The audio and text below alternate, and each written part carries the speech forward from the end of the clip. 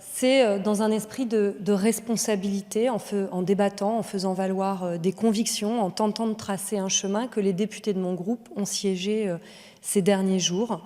Ils l'ont fait avec cet esprit de responsabilité collectif, considérant que c'était ici notre rôle pour passer à l'action, à la prise de décision rapide, comme à la solidarité. Puisque l'occasion m'est donnée, je veux dire tout mon soutien, ma solidarité à celles et ceux qui affrontent ce virus, aux familles de celles et ceux qui y ont succombé, à la famille de ce médecin décédé ce jour. Et je veux saluer évidemment le courage du personnel soignant qui affronte avec des moyens bien trop faibles cette épidémie, des moyens affaiblis par des choix politiques qui ont supprimé des lits, supprimer des postes. Je veux saluer le dévouement de tous les autres qui sont mobilisés au service de la protection collective, derrière une caisse de supermarché, derrière une benne à ordures, derrière un volant pour livrer des repas aux aînés, pour assurer les maraudes, et cela souvent sans protection. Je veux dire aussi qu'aux mains qui applaudissent le soir à 20h, toutes ces personnes, eh bien, il y a des mots qui s'y ajoutent, des mots sur les mots. Ils disent des moyens pour l'hôpital, des masques pour les personnels. Car oui, l'urgence sanitaire doit consister à un plan de bien plus grande ampleur que ce qui a été voté dans le cadre du plan de finances rectificative, et nous continuerons de demander des moyens de bien plus grande ampleur pour l'hôpital. Nous voyons chaque jour à quel point cela est décisif, et malheureusement nous verrons dans les prochains jours à quel point cela est vital, comme nous continuerons de demander des réquisitions d'entreprises. Nous considérons que nous sommes encore trop loin du compte.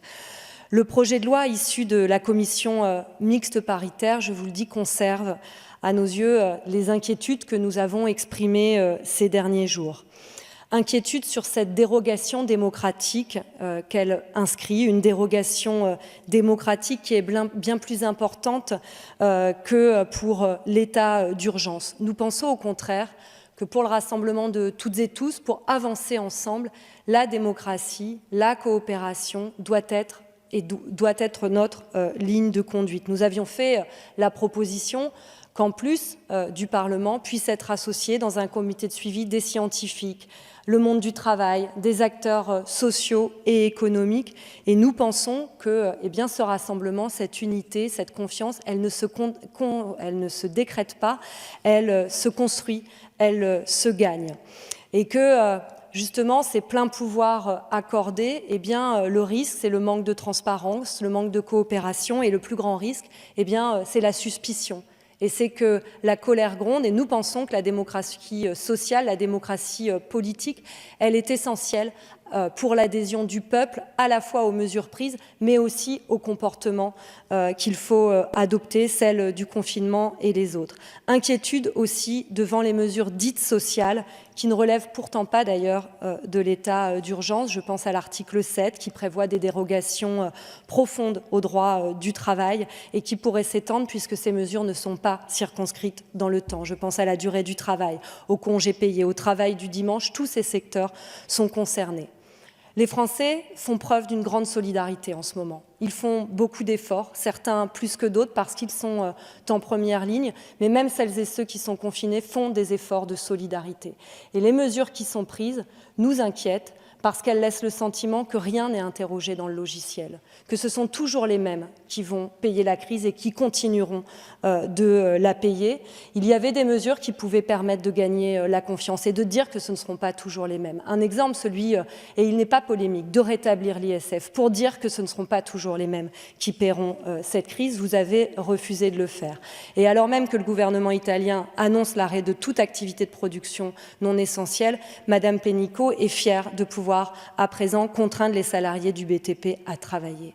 Nos choix politiques ont des conséquences sur les vies. Elles peuvent en sauver. Il faut arrêter ces activités non essentielles. Aujourd'hui, c'est ça que nous devrions décider en urgence et d'assurer leurs revenus à ces salariés. Ce que nous faisons aujourd'hui, je crois, dit quelque chose d'aujourd'hui, mais dit aussi quelque chose du monde de demain, de l'après.